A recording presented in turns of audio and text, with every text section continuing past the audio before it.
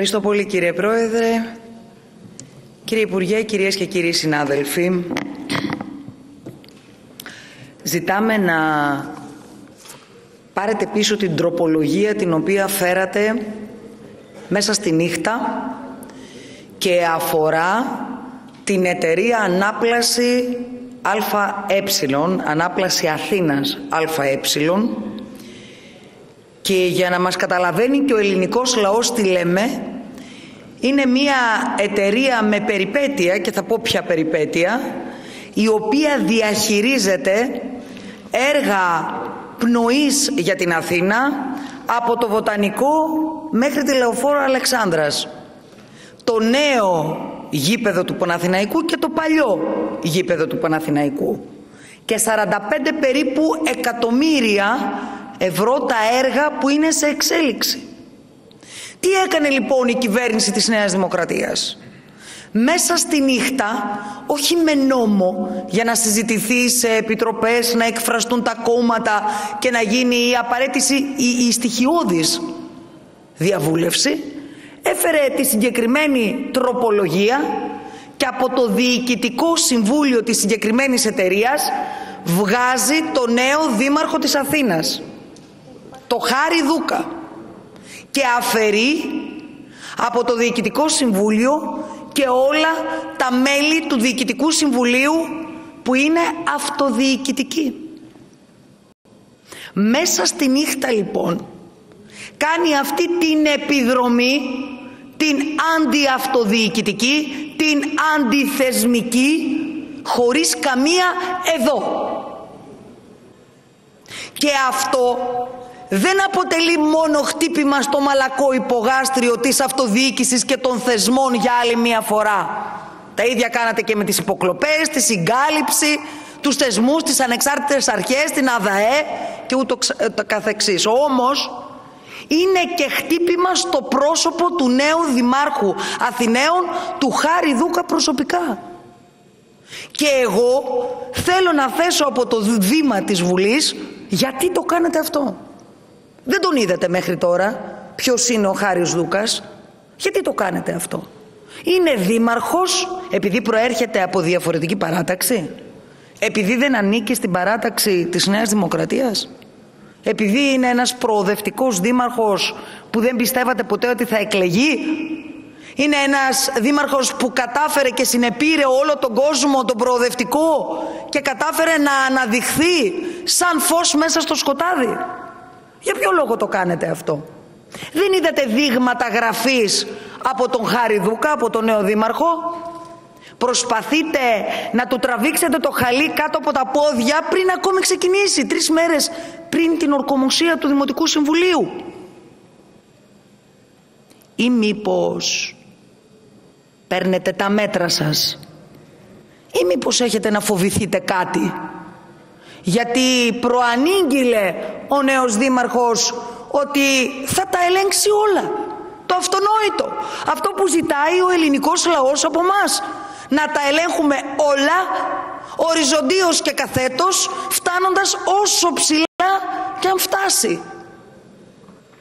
Άρα αυτό δεν είναι άδολο που κάνετε.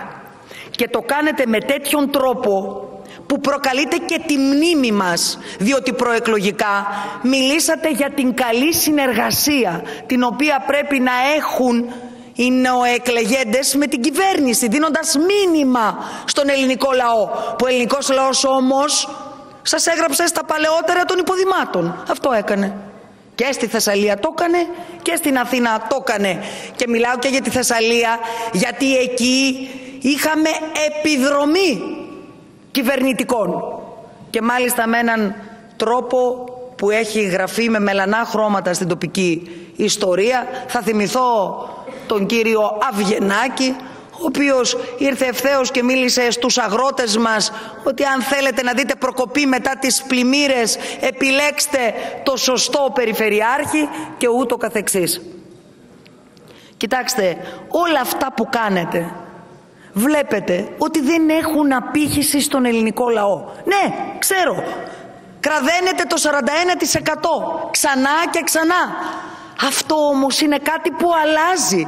Αυτό πρέπει να καταλάβετε. Και αλλάζει με βάση τις ιδέες σας, τις πρακτικές σας, τον τρόπο με τον οποίο συμπεριφέρεστε στον ελληνικό λαό που είναι γαλουχημένο στη δημοκρατία και που θα δώσει την απάντηση την ώρα που κληθεί. Αυτό που σας μένει είναι μόνο ένα: να αποσύρετε αυτή την ντροπολογία η οποία έρχεται να χτυπήσει τόσο το πρόσωπο του Χάρη Δούκα, του νέου Δημάρχου Αθηναίων, όσο και την αυτοδιοίκηση στο σύνολό της, και θα σχολιάσω, ας μου επιτραπεί, του Υπουργού Επικρατείας, του κυρίου Βορίδη, τη ρίση.